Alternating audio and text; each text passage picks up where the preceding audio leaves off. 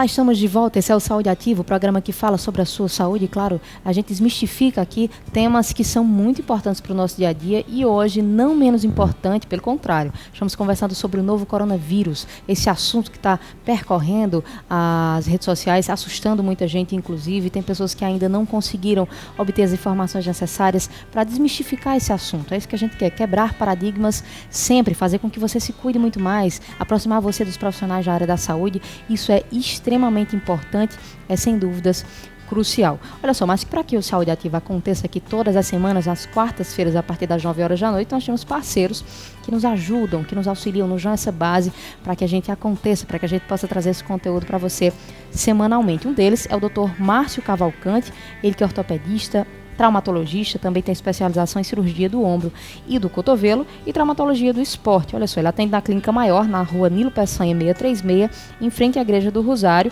Telefone para contato 33418700 e atende também lá na Campo Imagem, na rua Rodrigues Alves 603, no bairro da Prata. O telefone lá da Campo Imagem 3341 1089. Para mais informações, acesse marciocavalcante.med.br.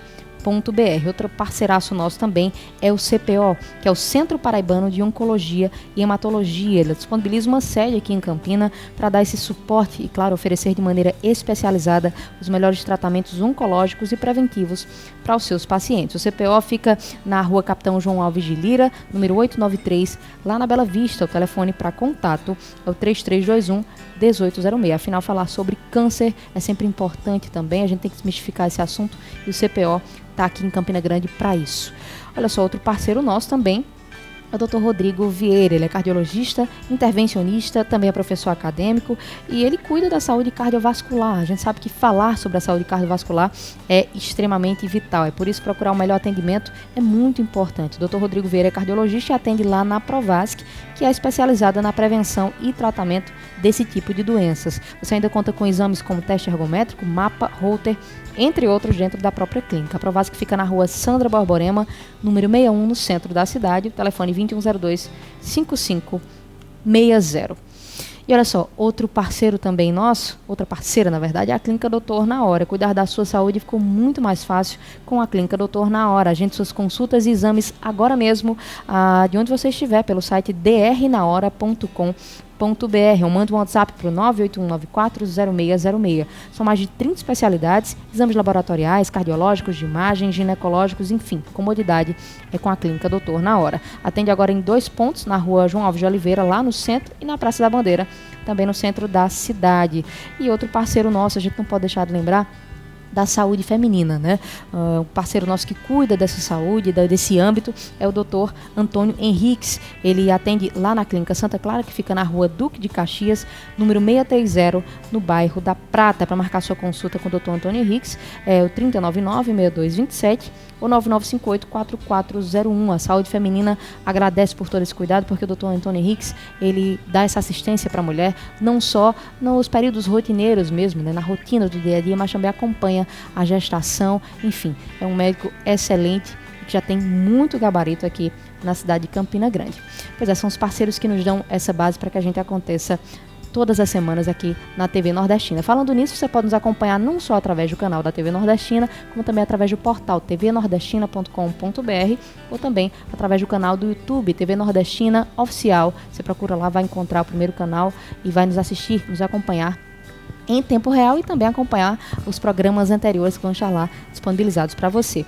Olha só, a gente está falando aqui com o Dr. Carlos Diego, ele é otorrinolaringologista, atende lá na Clínica Doutor Na Hora, inclusive, sobre o novo coronavírus. Falávamos no bloco anterior sobre esses boatos que surgem, sobre sintomas, inclusive. Doutor, outra pergunta que não quer calar quando se fala no novo coronavírus é justamente sobre essa peculiaridade de algumas pessoas desenvolverem ou não sintomas de forma rápida ou não. Algumas pessoas ficam com o vírus incubado por alguns dias, isso procede? Isso, o ciclo de vida do vírus, ele tem um período de incubação em torno de 5 dias, mas ele pode ter até 12 dias para desenvolver os primeiros sintomas, né? Então, a média é de 5 dias, mas o período total de incubação pode ser até de 12 dias. Outro questionamento que chega bastante é qual o período de transmissibilidade? Certo? Então, a partir do primeiro sintoma, até 7 dias ele tem um potencial de transmissão. Então, nos primeiros casos, eu vi um estudo que era do dia 26 de janeiro, ele tinha estudado 20 mil casos já, e que em mais de 80% dos casos, os dois principais sintomas eram febre e tosse. O terceiro sintoma, que vinha como dores no corpo, só aparecia com 30% dos casos.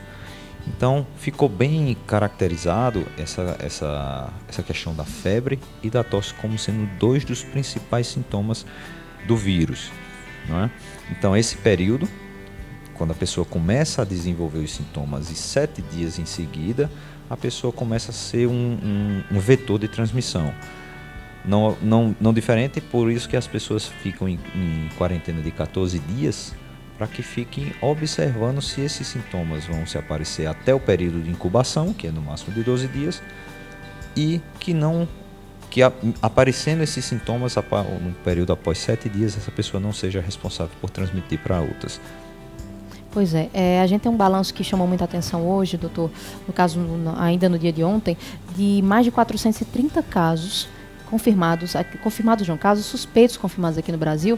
Isso assustou as pessoas, mas até que ponto isso é uma informação de fato para causar um certo alarde, para assustar, ou até que ponto isso pode dizer, não, são casos ainda suspeitos, as pessoas podem ter uma certa tranquilidade, uma certa folga, porque inclusive a metodologia para que se tornem casos suspeitos mudou também nos últimos dias, não é isso? Isso, eles usavam as formas de diagnóstico dos outros vírus, dos vírus antigos. Mas à medida que o vírus vai sendo estudado, ele vai sendo aperfeiçoado os métodos de diagnóstico. O número em si, ele pode ser relativamente preocupante, né? Porque ninguém quer ser o número 1.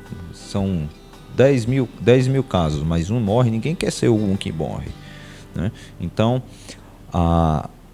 num universo do Brasil inteiro, 400 casos suspeitos, apenas 2 confirmados, é um número relativamente baixo, certo?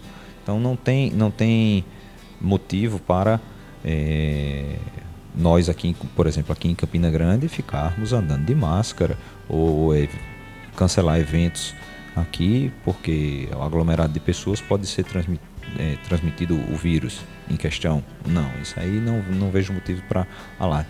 O interessante é, aparecendo os sintomas, a procura médica deve ser feita. Então, para que isso seja confirmado ou descartado. Como a variedade de pessoas, a variação da pessoa viajou para a Itália, que recentemente também tem tido um crescente número lá, e chega um avião da Itália com 200 pessoas e essas 200 pessoas são possíveis transmissores, então isso aí acaba disseminando. Isso leva a um certo temor. Contudo, se forem mantidas as orientações de higiene, isso aí acaba sendo bastante reduzido. Pois é, né? Então é importante falar sobre isso. Só para situar você com relação a números, a gente estava falando aqui alguns dados esporádicos, mas no Brasil de fato são mais de 430 casos suspeitos até então, né? O último balanço que a gente tem em termos de informações dá conta desse número. 2 casos confirmados, ambos em São Paulo, né? Outros estados também têm casos suspeitos, mas aqui na Paraíba, por exemplo, são 2 casos suspeitos, ainda um casal, inclusive, que esteve na Itália recentemente e que apresentou esses sintomas 6 dias depois da volta, ou seja, reforça aquela ideia que a gente estava comentando agora há pouco, desse vírus que fica incubado, assintomático, por assim dizer, a importância, por isso, dessas questões profiláticas de prevenção mesmo, mas, claro, em contrapartida, a gente está sempre lembrando sobre essa necessidade de manter uma certa cautela, uma certa, eu não diria frieza, mas uma certa tranquilidade no que diz respeito a essa questão da epidemia em si.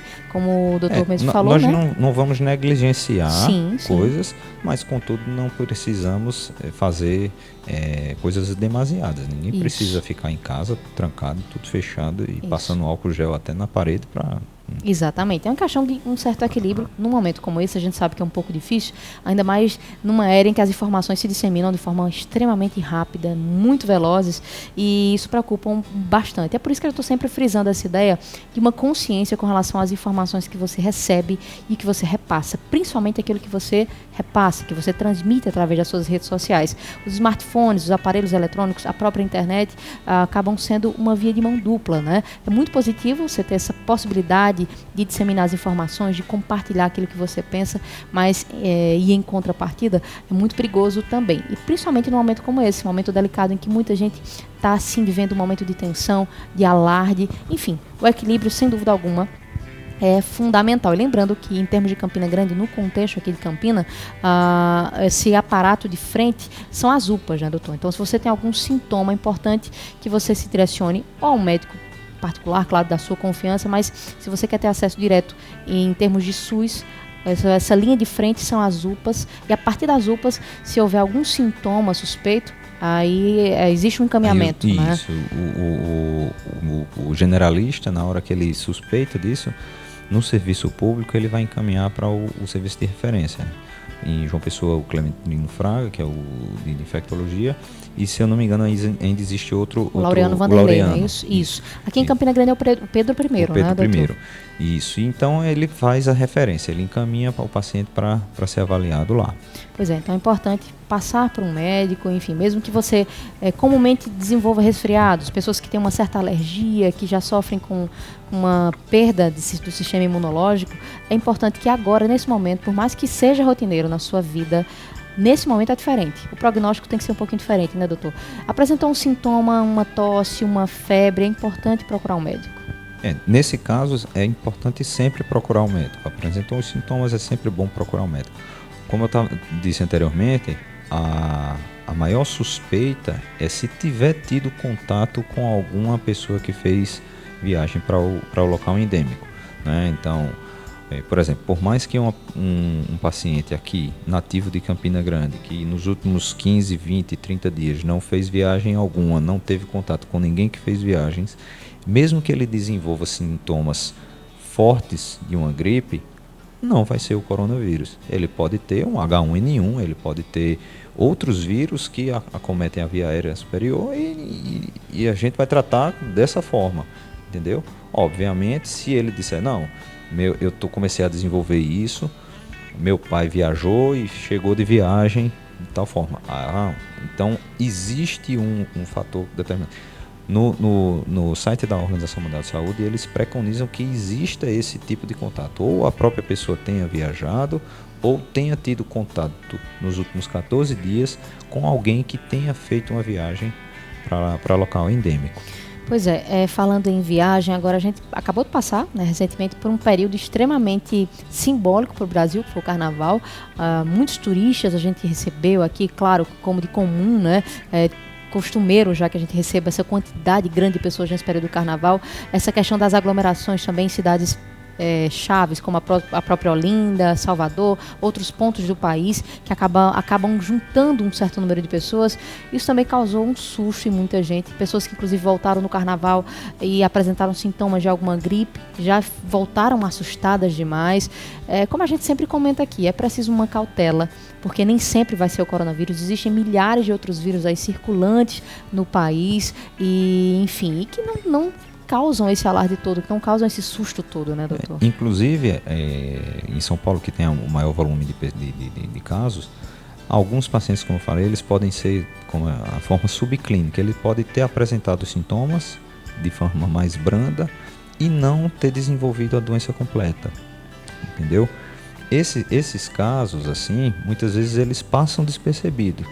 Então, um exemplo, a pessoa viajou para algum local da Ásia, que é o local onde tem mais casos, voltou, mas em São Paulo, por exemplo, ele é uma pessoa que tem uma vida social um pouco menos ativa.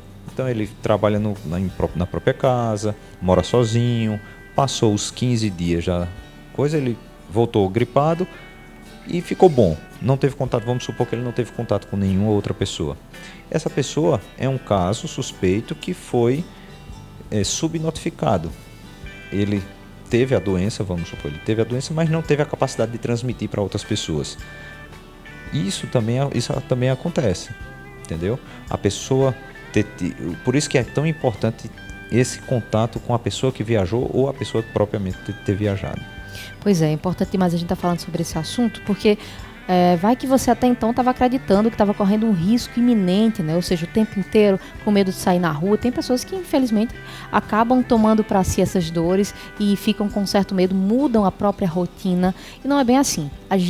Eu falo a gente enquanto Brasil, nosso contexto enquanto país, ainda não chegou a esse ponto, né? E a gente pretende que não chegue nem próximo disso. Então, como a gente já havia falado aqui, em termos de proporção, só para lembrar para você, hoje, né, são mais de 430 casos suspeitos apenas no Brasil, mas apenas 2 confirmados até então, né? Então, é importante uma certa cautela, um certo cuidado nesse sentido, doutor. A gente vai falar daqui a pouquinho, inclusive, sobre essa questão dessas medidas profiláticas, a tal da quarentena. Algumas pessoas têm uma certa dúvida, como é que funciona essa questão do próprio diagnóstico do novo coronavírus, o que deve ser feito para que isso aconteça. A gente já comentou, inclusive, a importância de buscar um médico, se for no SUS, de ir direto a uma UPA para que isso seja notificado, e é importante que esses casos sejam notificados para que haja um controle por parte dos órgãos de saúde para saber como é que está a situação aqui no nosso país. Enfim, não relativize jamais a sua saúde, é como a gente sempre diz, é sempre uma tentativa pela busca de um equilíbrio, tá?